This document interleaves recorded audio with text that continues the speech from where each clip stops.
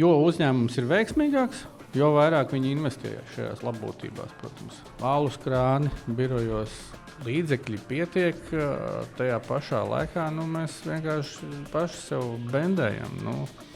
Vietējā tirgu draņķīgi. Liels uzņēmums, vadītājs lielam uzņēmumam. Kā tiec galā stresu? Netieku. Ja tu esi vesels ķermenis, tad tu visticamāk arī ar galvu visu kārtībā. Tā jau nav atpūta, ka tu paņem tur atvaļinājumu, aizbrauc uz nedēļu tur Turcijā pagolo vai pastaigā pa Itāliju valku. Čau! Labdien! Jā, čau! Ciemos ir Gustavs Dereimanis, pareizi, jā? Un Hestio ilgstošais valdes priekšsēdētājs vai valdes loceklis, un kurš principā bija klāt no uzņēmumu, ka viņš bija salīdzinoši mazs līdz, es teiktu, Latvijas mērogam diezgan iespaidīgs uzņēmums. Varbūt ievadu vārdos, divus vārdus pastāstīja, kas tu esi un ko tu esi darījis. Kā tur bija klasi? Tēvs, dēls, vīrs. Jāsaka, pēdējie kaut kādi 15 gadi esmu vadības līmeņa cilvēks bijis. Īstenībā 19. Pirmo uzņēmumu vadīju, kad man bija 25, tad 2005. Pirmo reizi kļuvu par uzņēmumu vadītāju. Bet, kopš tā laika esmu dažādās nozarēs pastrādājis, kā vadītājs, kā vadības komandas loceklis, valdes loceklis, visap locekļiem. Pēdējā pieredze, kā tu minēji, tad ir Hestio. 8,5 gadi, pēdējos 4 bija valdē. Atbildēju faktiski pa visiem komerci jautājumiem. Mārketings, pārdošana. Viss, kas cik daudz es bijis ofisos? Man bija viens projekts, kur es 3 mēnešos 70 klientus apmeklēju. Tas iznāk mēnesī 20 darba dienas. Faktiski katru dienu viens klients, sākot no maziem uzņēmumiem, beidzot ar milzīgiem, ar tūkstošiem darbinieku. Tā kā birojos esmu bijis daudz, klientus esmu daudz saticis. Nav tā, ka sēžu tikai aiz datoru un sapulcēs dod norādes. Jūs tur to, jūs šitā, tā klasika ir tāda kaut kādā brīdī. Ja mēs runājam par izaugu no maza uzņēmuma uz lielu, tad, kamēr ir mazs uzņēmums, vadītājs pats iekšā ir visos operatīvos procesos, un tad viņš ir, vai akcionārs, pieņemsim. Un tad viņš kaut kādā ilgstošā periodā vairs nav iekšā tajā visā. Bet viņš zina vislabāk. Tā ir. Jā, un tad ir paiet 5 gadi, tur viņš nāk, un tu man nestāji, es zinu kā. Bet laiks mainās. Viss mainās, sabiedrība mainās, paaudzes nāk citas, lēmumu pieņemšanas process ir savādāks. Un, skaidrs, ka jebkura uzņēmuma akcionārs vienmēr zinās vislabāk un loģiski. Tu pats zini. Tajā pašā laikā ir nianses, kas, protams, jāņem vērā. Lūk, bet tad šī biroju vai darba vides apgādes nozara, tā ir tā pēdējā pieredze. Pirms tam esmu strādājis dienas mēdījā, strādāju par mārketingu un vienu brīdi arī pārdošanas. Vairāk vai mazāk viss parunā ap klientiem. Jā. Man ir viens tāds jautājums. Jā. Pirmais, ko es gribētu, tieši par to biroju precēm. Un, mūsdienās cilvēki ļoti daudz tērē, nevis cilvēki, bet uzņēmumi tērē. Brand building, visādos team buildingos investē visādās labbūtībās, cik katram rocība ir. Ir jau, protams, arī mūsdienās vēl palikuši tie, kas tikai pātagus ir. Kāda ir tāda mijiedarbība starp ofisu, tādu labbūtību, kad sākās izlutināšana, cik tas no tava ofisa, tā vide ietekmē? Tu redzi kaut kādu saistību ar veiksmīgiem klientiem, veiksmīgiem uzņēmumiem un kaut kādu to labbūtību vai nē? Nozars atkarīgs, protams. Pareizi tu pieminēji, ka pirmām kārtām tādi uzņēmumi kā Hestio un līdzīgie, viņi B2B vidē faktiski rada tikai izdevumus. Ja mēs skatāmies no finanšu puses, tad finanšu direktors vienmēr redzēs, ka šīs ir izmaksas. Kuras var jebkurā brīdī griezt. Lūk, bet, jo uzņēmums ir veiksmīgāks, jo vairāk viņi investē šajās labbūtībās, protams. Un, teiksim, lielie uzņēmumi, mums zināmie vienredži Latvijā, viņi ļoti iespringst uz to, lai radītu tam darbiniekam to vidi tādu, ka viņš grib nākt, jo īpaši tajā fintech un IT nozarēs līdz ar šo pēc Covid hibrīdu modeļu ienākšanu, viņi dara visu, lai tas darbinieks tomēr atnāktu vismaz reizi vai 2 reizes nedēļā uz biroju, jo var jau no tādas darba izpildes puses, protams, veikt virkni darbu attālināti. Bet jau man patīk ļoti labi Google personāla daļas vadītājs, jo pēc Covid pateica, šitam ilgspējas nav tam attālinātam darbam, faktiski, ja darbinieks grib augt, tad viņam ir jābūt redzamam tādā darbā. Un tad, ja viņš sēž mājā un dara visu laiku vienu un to pašu un nav tādā darba vidē, kad viņi redz darbinieks un nav tās socializācijas, tad, protams, tas kaut kur bremzē arī to izaugsmi. Bet kaut kur, es neatceros, kur tas bija vai no Google vai lielie Facebook nogrieza visus attālinātos, salīdzinoši nesen.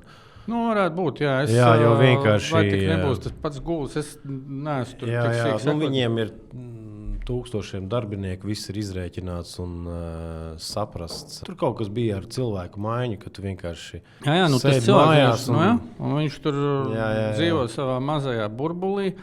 Un, cilvēkam jau neko citu vairāk nevajag kā otru cilvēku. Būsim reāli. Un, ja tu tur esi savā vidē ilgstoši, skaidrs, ja tu tur programmē, kodē, okay. Bet darbs jau nav tikai, manuprāt, par darbu. Es ceru uz godīgu atbildi. Cik ir tā kā uzņēmumi tēlo labbūtību un cik ir tā kā patiesi? Tu nevari notēlot, vai tu tērē naudu tām lietām, vai tu netērē.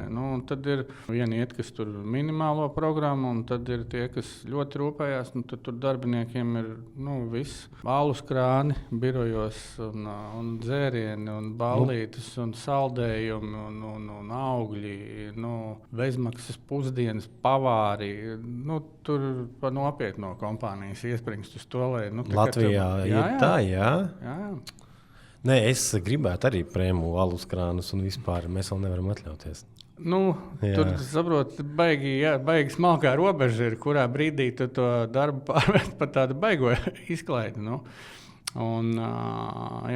Tas bija tā kā humors tādā ziņā, ka es kā viens man jau interesē, gan lai darbiniekiem labi, gan uzņēmumam labi. Un jo labāk uzņēmumam labi, ak Dievs, jo labāk, taču padomājums. Vieni ir tie, kas tēlo, un otrs tie vienkārši grib, bet nevar atļauties. Es arī daudzas lietas gribētu visādas, bet nevar atļauties vienkārši. Pelnīs vairāk. Mēs to ceram. Mēs to ceram. Labi, tagad 1000 ofisu ir tā kā apgūti. Ir kaut kāda kvadrāta sakne, cik ir Hestio bija klientu lokas, bija milzīgs, 1000, vai ne? Gadā kaut kur 8000. Kā ir atkarīgs uzņēmums? Tu redzi kaut kādu, kas viņam tā kā palīdz veiksmīgs vai mazāk veiksmīgs? Vai tur ir vairāk nozare spēlē lomu, vai vadība, vai... Tu domā pašam uzņēmumam kā Hestio? Nē, saviem klientiem. Jūs esat 1000 klientus apmeklējuši, vai tu redzi kaut kādu kopīgu sakarību tiem, kam labi aiziet, un tiem, kam labi neaiziet? Biznesa tieši klientam? Jā, tieši klientam.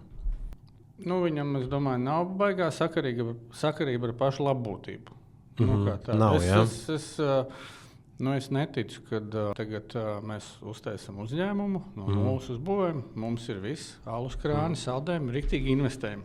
Un tad tur ir kaut kāda korelācija starp to arī, kā tas bizness attīstās. Es domāju, tā labbūtība ir svarīga lieta, bet tā biznesa vadība kā tāda un tas, kas notiek tieši ap to biznesa modeli, uzņēmumu pelnīt spēju, spēju apgūt tirgu, paplašināt savu produktu portfeli, tur viņam nebūs, es domāju, tāda tieši ietekme. Tas, ka tev vienmēr būs cilvēki apakšā.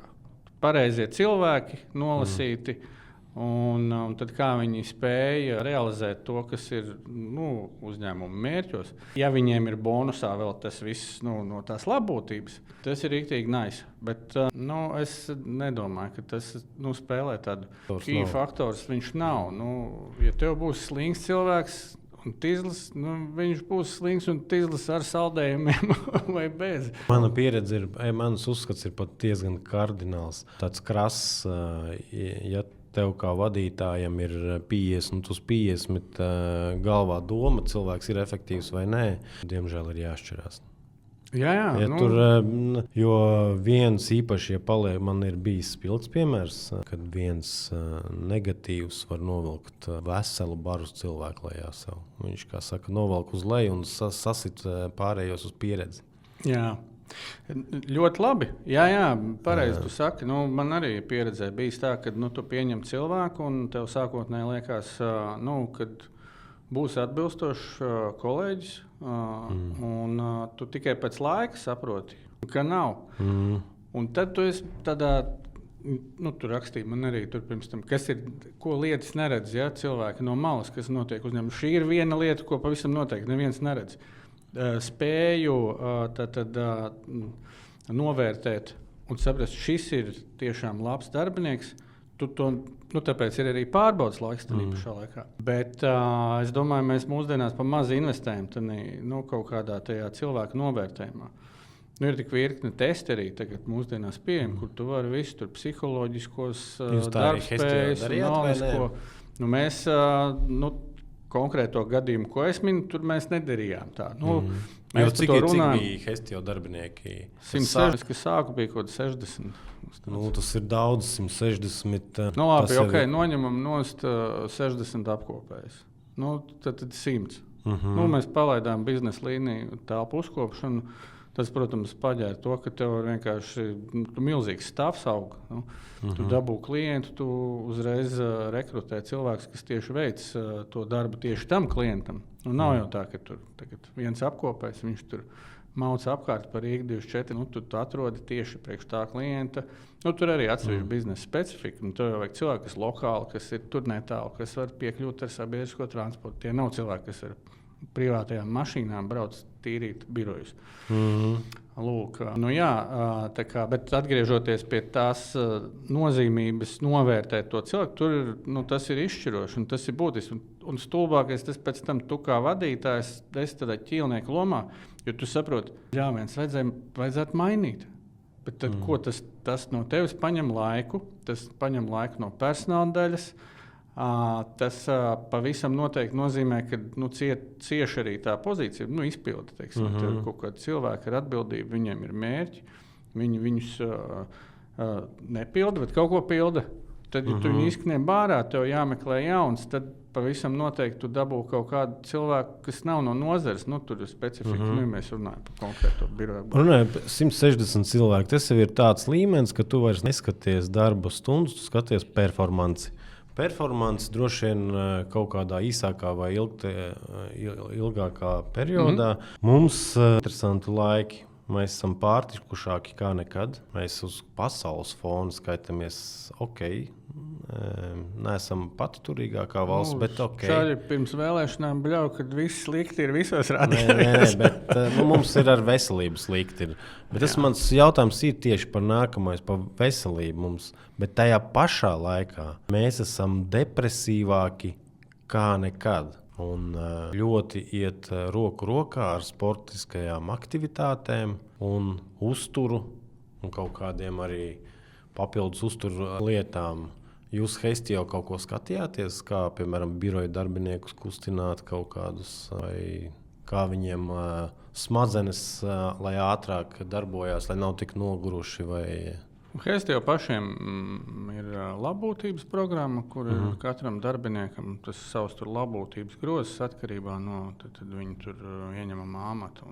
Un tā ietvaros cilvēki var to labbūtības to grozu tērēt uz sporta zālē, kur ir sadarbība ar vienu no tīkliem Latvijas. Mēs nedrīkstam neko reklamēt.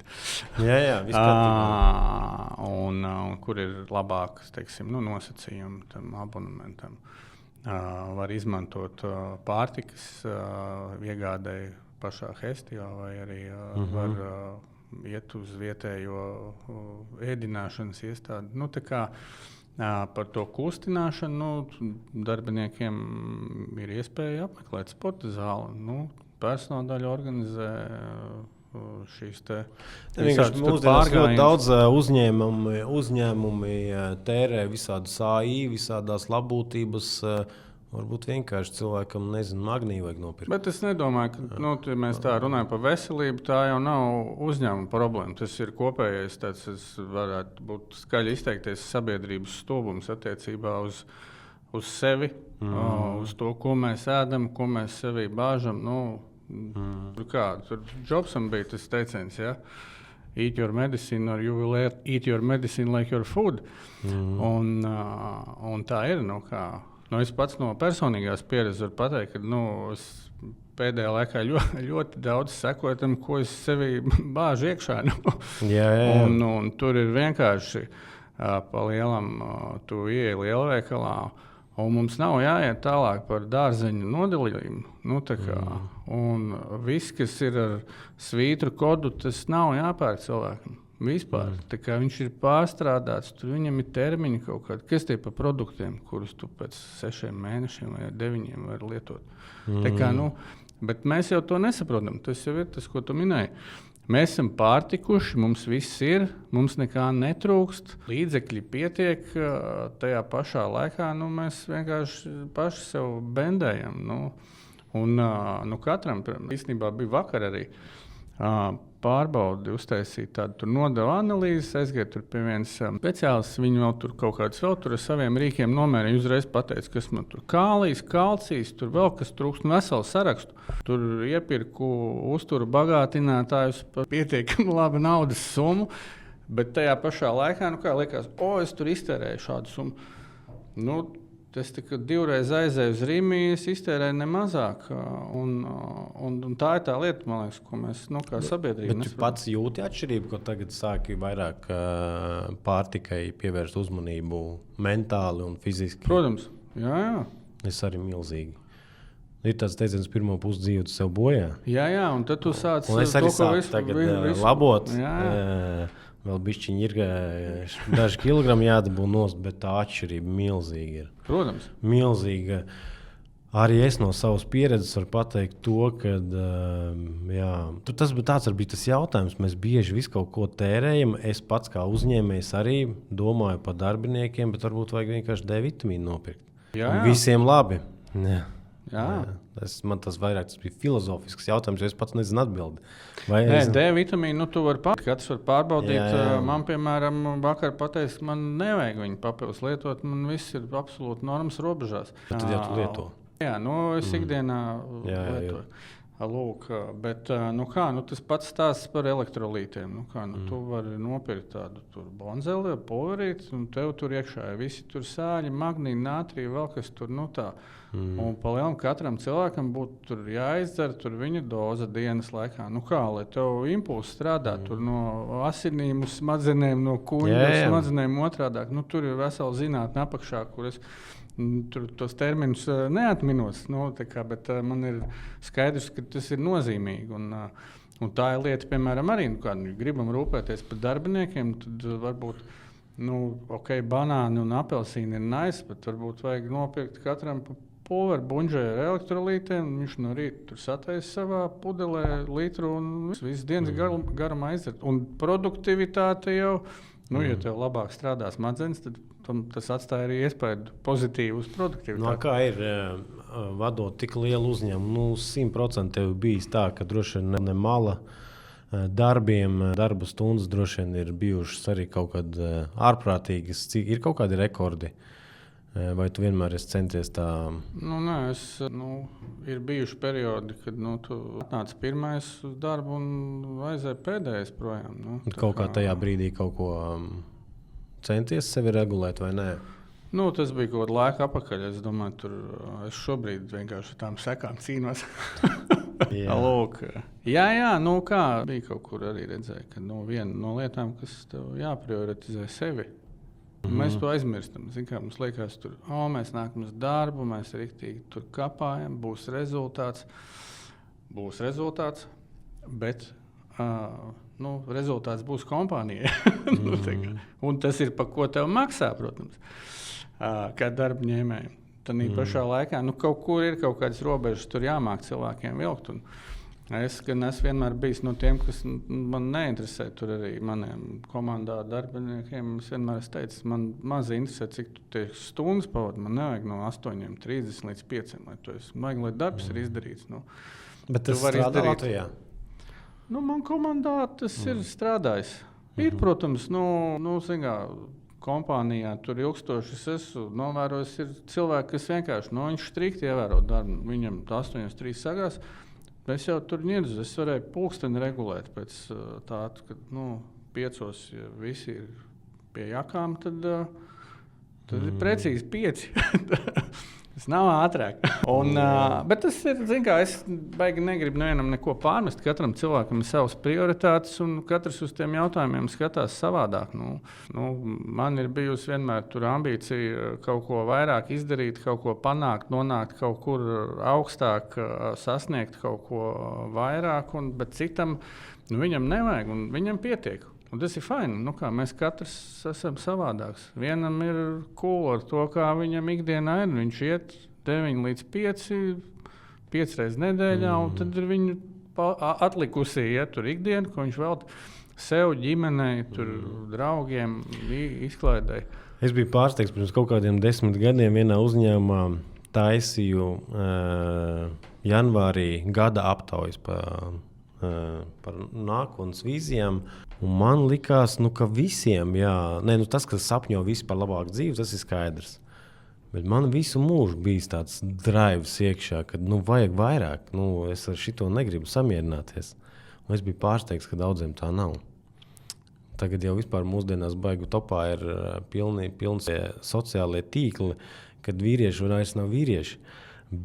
Bet tieši no džekiem bija daudz tādi, ka viņiem visi ir kaut kādi.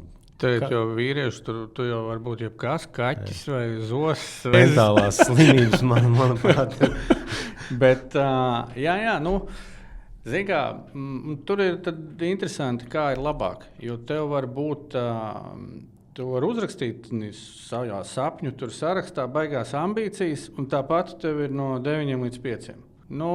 Es saviem bērniem arī vienmēr teicu, ar ko atšķirās cilvēks, kas kaut ko sasniedz no tā, kurš nesasniedz. Kāda ir tava definīcija? Viens dara, un otrs vienkārši grib, otrs sapņo. Jā, Amerikā bija pētījums, nointervēja bezpajumtniekus un nointervēja diezgan veiksmīgus cilvēkus. Un vairāk vai mazāk, pat bija. Arī, ja mēs runājam par izglītību, izglītība augstāka bija bezpajumtniekiem. Tas nenozīmē, ka izglītība ļoti svarīgs ir faktors.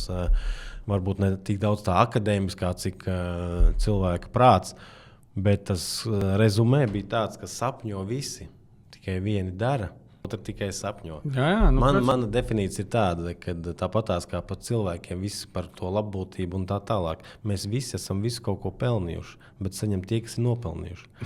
Un par to sapņošanu mana formula ir tāda, ka ir tādi cilvēki, kas dara, viņi vienkārši ļoti labi dara. Un ir vienkārši, kas izdara. Milzīga atšķirība. Bet tādi, kas tik tiešām ātri, konstruktīvi, ļoti maz. Tas varbūt bišķiņi tā kā nākamajam visam tam Hestio jau var, es domāju, ka ļoti ietekmēs mūsdienu tehnoloģijas, e-komercijas. Mazumtirgotāji šobrīd, man liekas, ļoti daudz konkurē ar jums. Latvijā Rimī Maksimas jau nekonkurē. Jā, protams. Jā. Barbora nodrošina to piegādi. Rīmī visu laiku skandina pa brīdim. Jā. Veikalos, Mēs arī oficiāli lielākoties visu pērkam no turienes. Jā, redz. Un skaidrs, ka tādiem lieliem spēlētājiem tirgu viņiem ir daudz vienkāršāk. Tā kā pārslēgties uz B2B, jo kādu resursu jau tev ir. Kas šajā nozarē, kā tu redzi nākamos 10 gadus? Vietējā tirgu draņķīgi.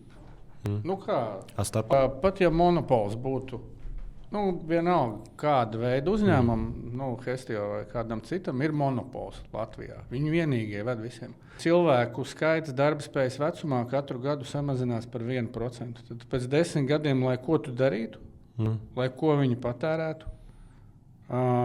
būs par 10% mazāk patērētāji. Mēs katru gadu mīnus 10,000. Un tad iedomājies, kāda ir nākotne. Labi, mēs varam likt kaut kādus citus produktus klāt. Kaut ko vēl tur.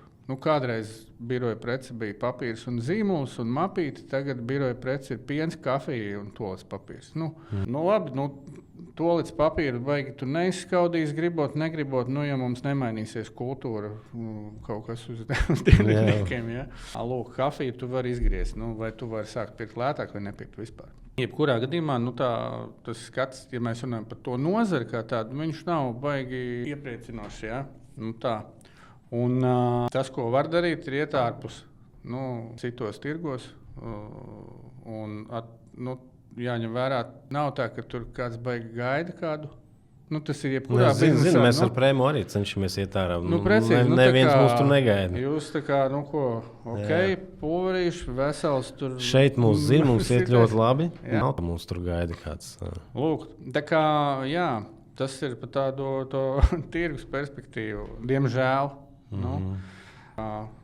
AI palīdz un šitie visi modernie rīki vai īsti jūsu nozarē? Palīdz, protams, tur virkni lietas var, kaut vai arī runājot par tām lietām, ko neredz no malas, kas notiek uzņēmumam. Tur tikai virkni procesu, preču iepirkumi, noliktavas uzturamie atlikumi, pasūtījumu apstrāde, piegādes, CRM ar klientu informāciju, wellnesko procesu, kā klientu apkalpošanu. Tur visos procesos tur var AI ievest.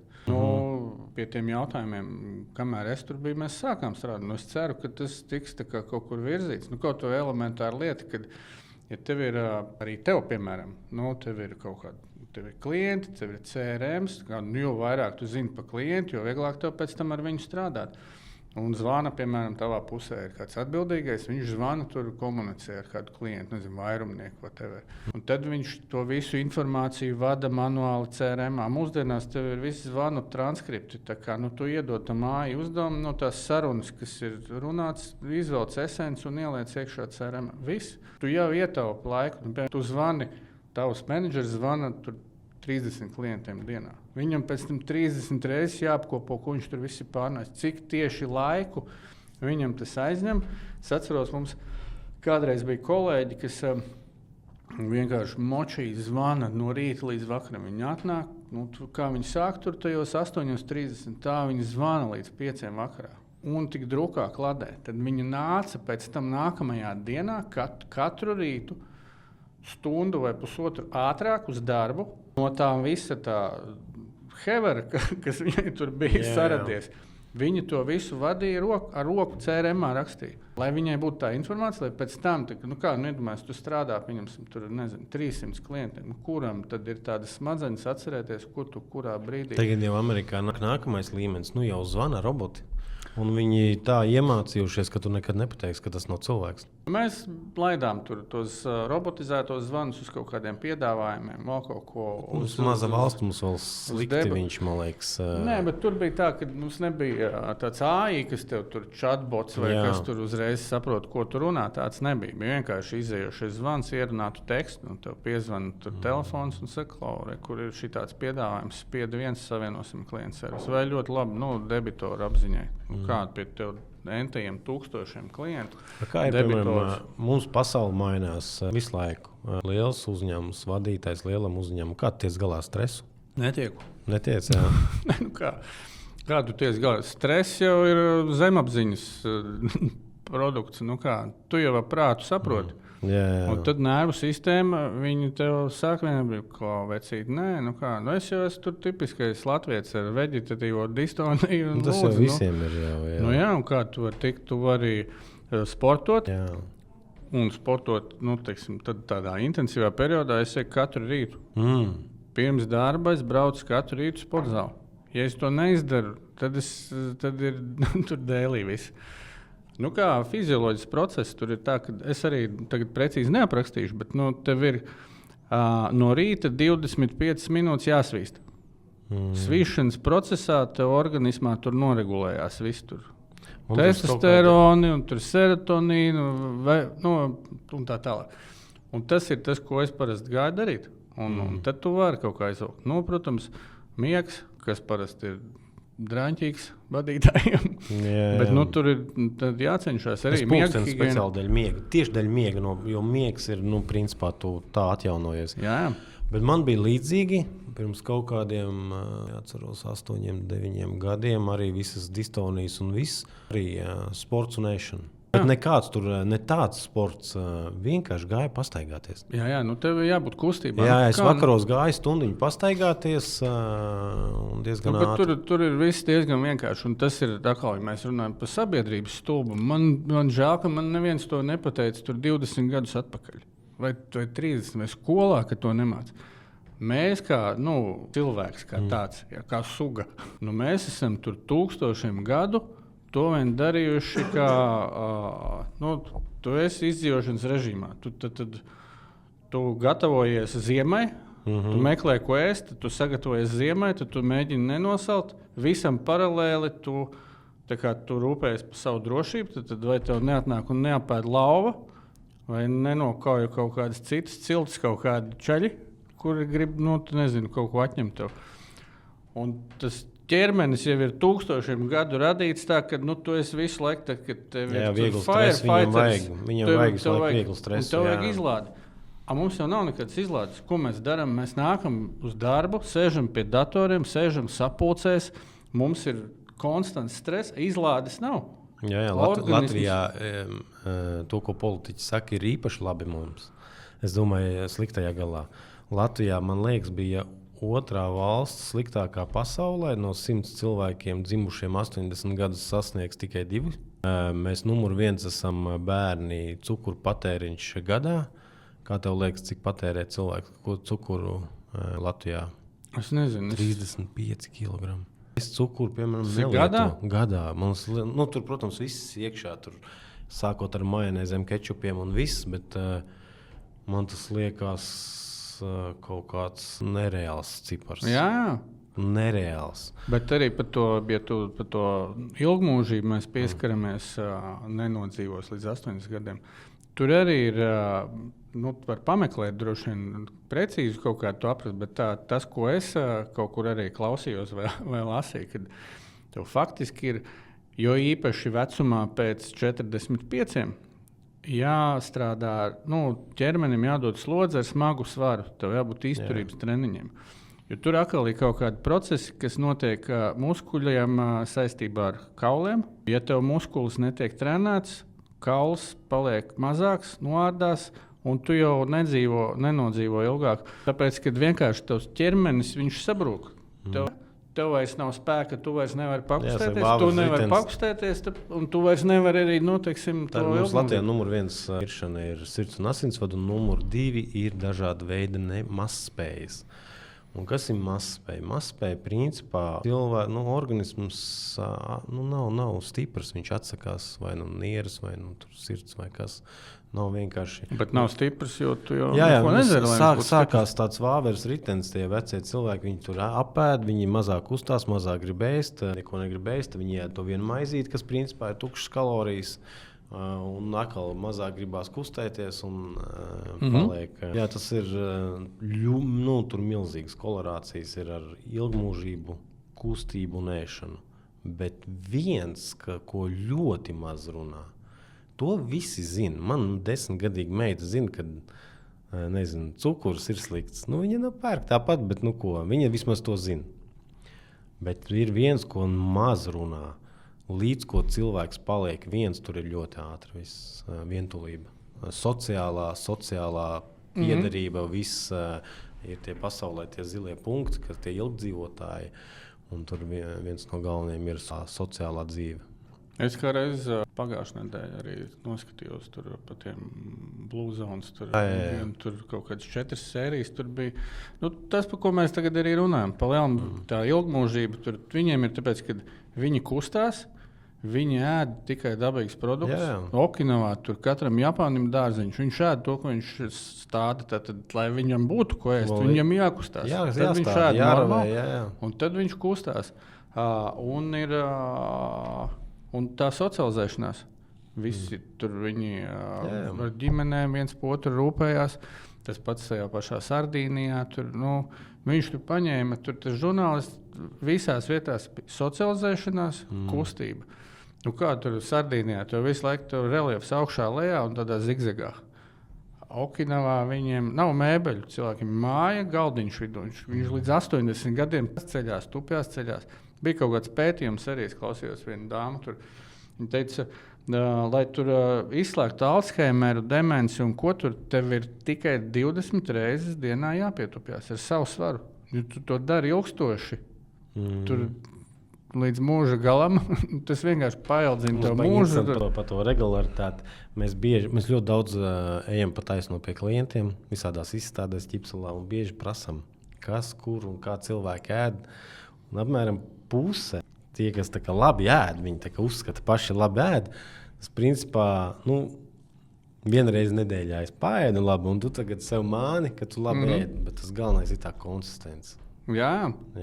Jo es arī, es atļaujos ēst arī, nezinu, tagad vasara sākās, aizējam uz Vecrīgu, apsēžamies, tur paņem alu.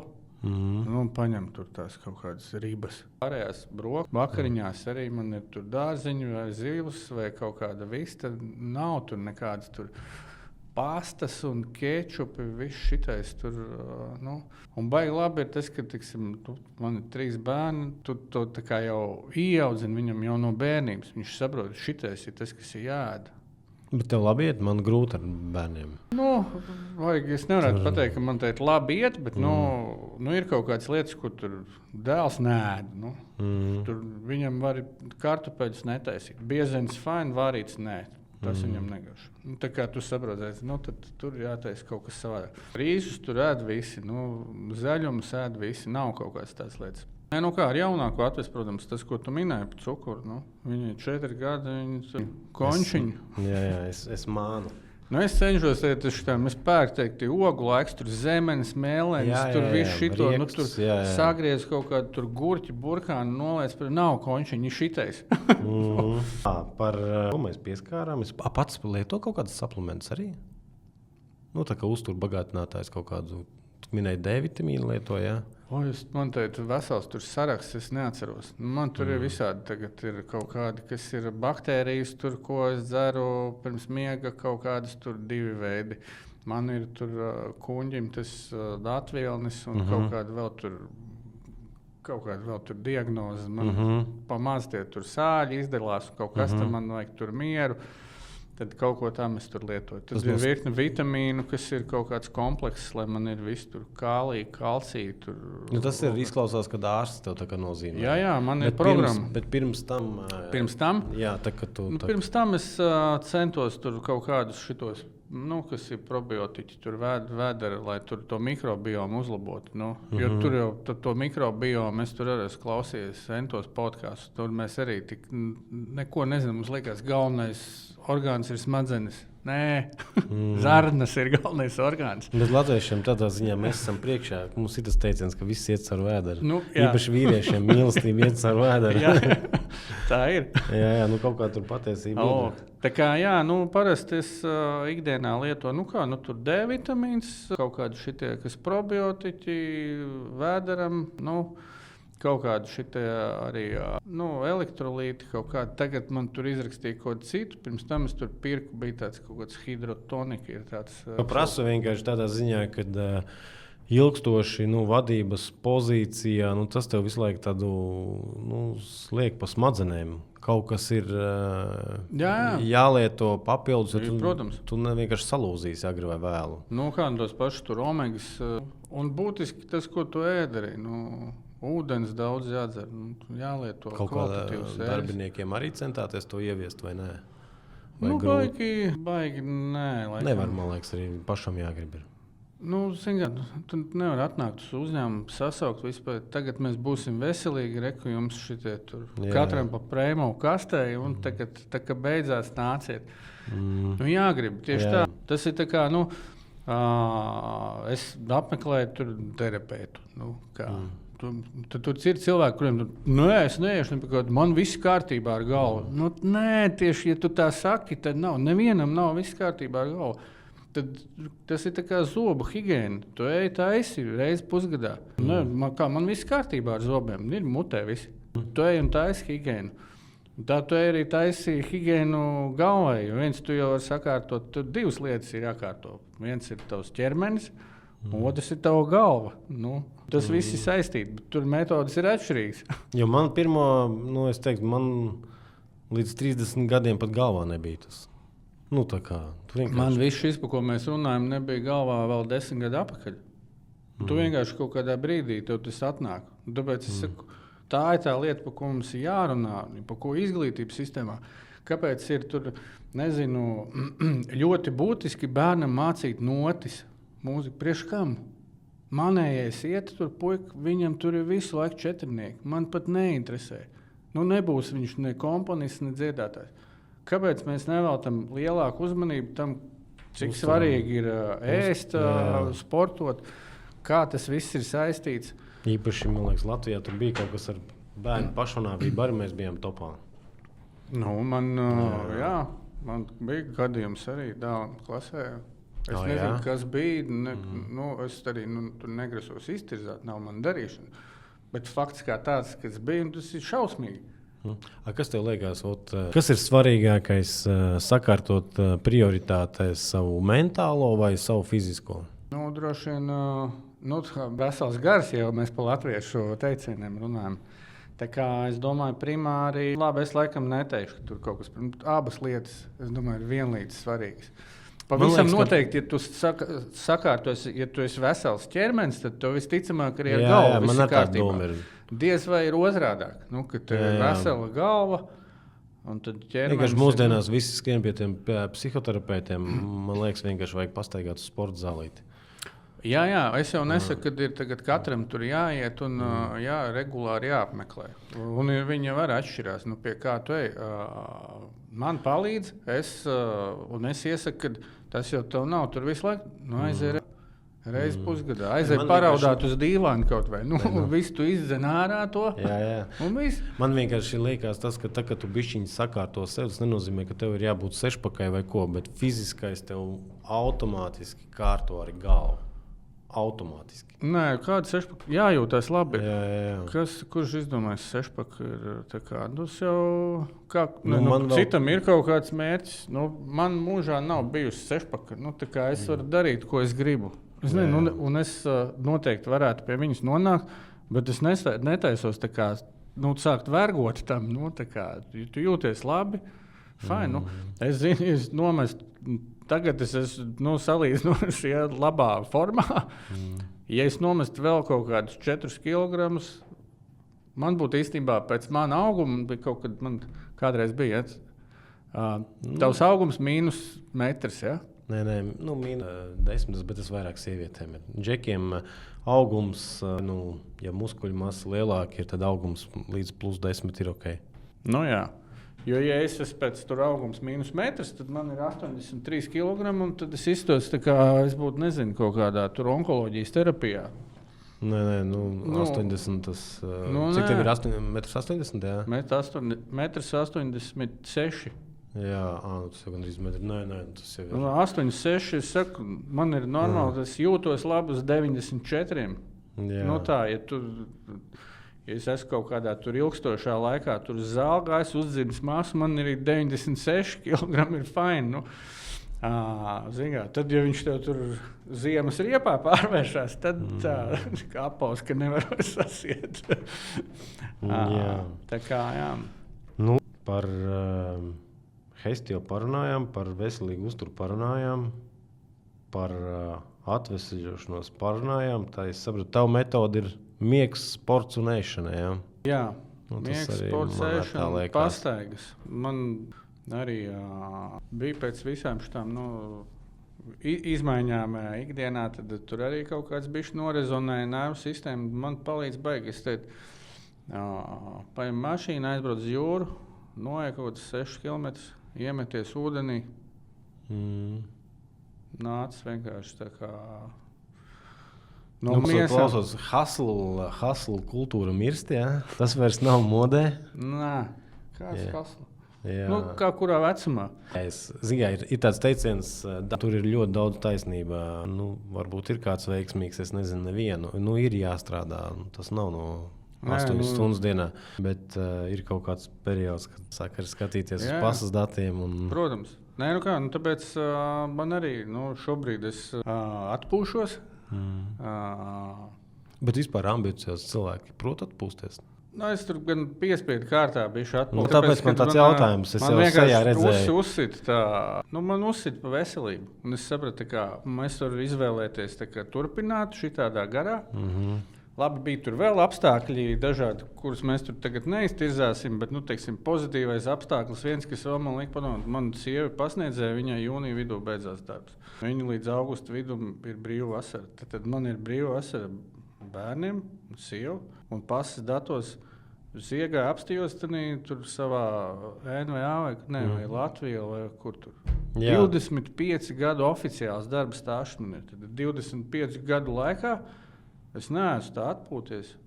Tā kā nekad.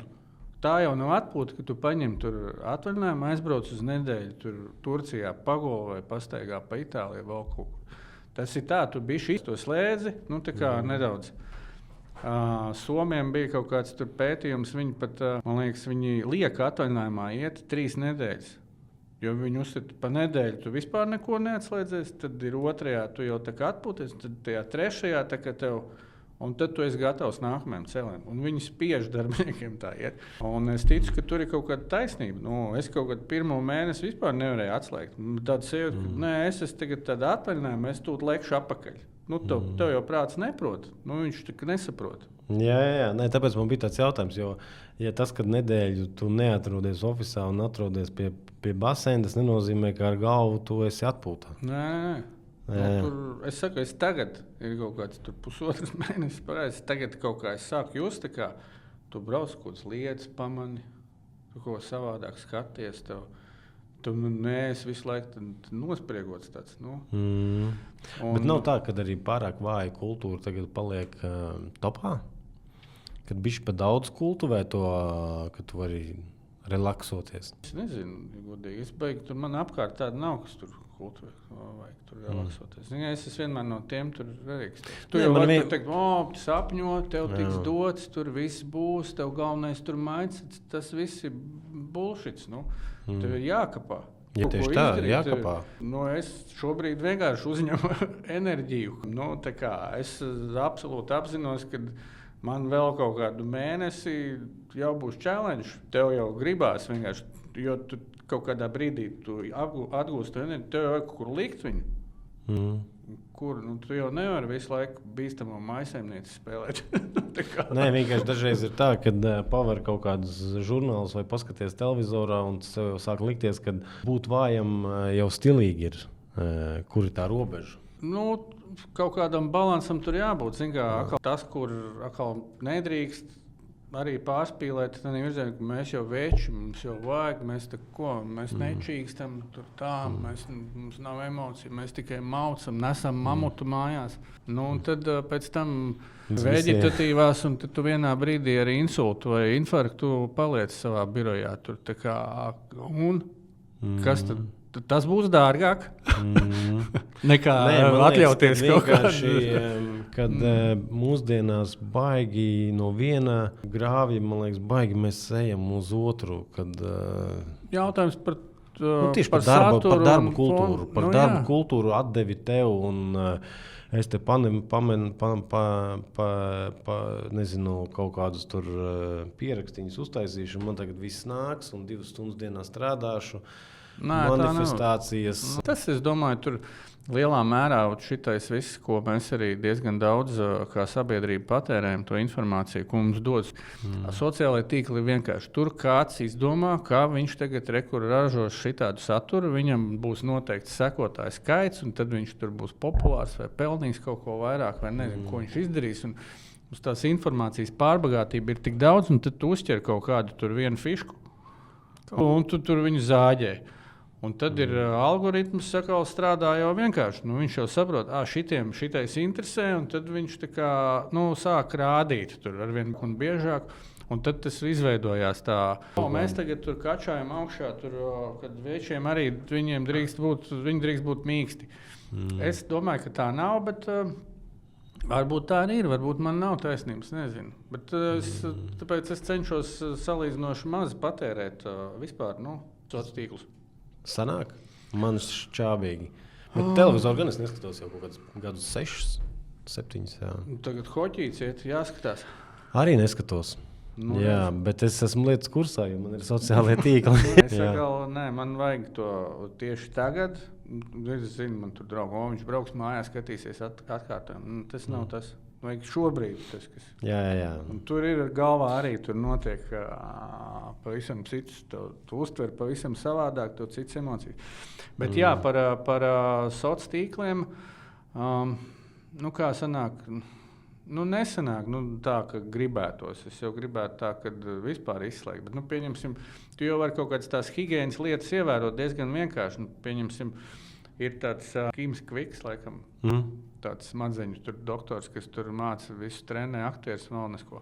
Un es no viņa to paņēmu, kā pirmās 90 minūtes, kad kopš tu piecelies vai 60. Jā, neņem. Arī pirms gulētiešanas. Un tas jau tev ir tādas maziņas lietas, viņas iedod pavisam savādāk. Bieži runā, ka tie top performance, tie cilvēki, tie ambiciozie, ka viņi nemaz nav tīklos, īpaši TikTokos un tā tālāk. Vozņaks droši vien nav. Vai šitais tā? Man jau liekas, ka viss ir. Kaut kāda atslodze tev vajag. Kaut vai pirms gulētiešanas, vai pulti paspaidīt, vai kaut ko tev vajag. Grāmata ļoti labi iemecina. Tu lasi? Tagad nē, kopš man ir 4 gadnieks kaut kā. Pirms tam lasīju, jā. Tagad ir tā, ka tur es labi pērku grāmatas, bet man liekas, šogad nevienu neesmu izlasījis. Okay. Man ir, starp citu, pa grāmatām, pa pirkšanu, man arī likās, es tieši atpūsties, sapirkšos grāmatas, lasīšu. Tas kaut kāds 4-5 gadu laikā, tad sarakstu sev sarakstīs. Tu klausies kaut kāds tur podcasts vai kaut ko, un šitā grāmata, šitā. Tā kā... Es domāju, ka šodien arī lielisks noslēgums par izglītību un grāmatām. Jā. Paldies, ka atnāci. Jā. Paldies, ka uzaicināji. Jā, bija diezgan interesanti. Jā. Es ceru, ka kādam noderēs šis mūsu dialogs. Ir kaut kāds uz to savu to Hestio un to kā uzņēmums, esot blakām tik lielai izaugsmē, ir kaut kāds, kaut kāds novēlējums, ko citiem kļūdas, ko tu izdarīji, ko citiem novēlēt, ko nedarīt? Vai otrādi darīt? Baigi dziļi aizgāja. Jā, es mēģinu. Tur varētu vēl kādas 40 minūtes droši vien diskutēt par šo, jo tur, kur es biju, tur bija ļoti aizraujoši, interesanti, dinamiski. Un, droši vien es būtu gribējis, ka lēmumu pieņemšanas procesi būtu ātrāki. Tas droši vien ir kaut kāda lieta, kas traucēja. Ko var saprast? Kas būs vienmēr kompānijās ar tik sadrumstalotu akcionāru struktūru. Tur valdi, padomi, tev ir tur sapulces, darba grupas, sapulces un darba grupu galā. Un vienkārši mūsu laikmatā es domāju, ka varētu daudz ātrāk kustēties uz priekšu, ja tie lēmumi pieņemt ātrāk. Tanī pašā laikā jāsaprot, ka atbildība arī pie kuriem lēmumiem viņi arī nav maza, un tu nevari pieņemt nepareizu lēmumu vienkārši tāpēc, ka gribās viņu pieņemt ātri. Lūk, Nu jā, tā kā tas varētu būt kaut kas tāds, pie kā noteikti jebkuram uzņēmumam, kurš grib augt, ir jāpiestrādā. Nu, tā. Super. Paldies tev. Paldies tev. Jā, davai, tad jau. Tiekās Jā. citos podkastos.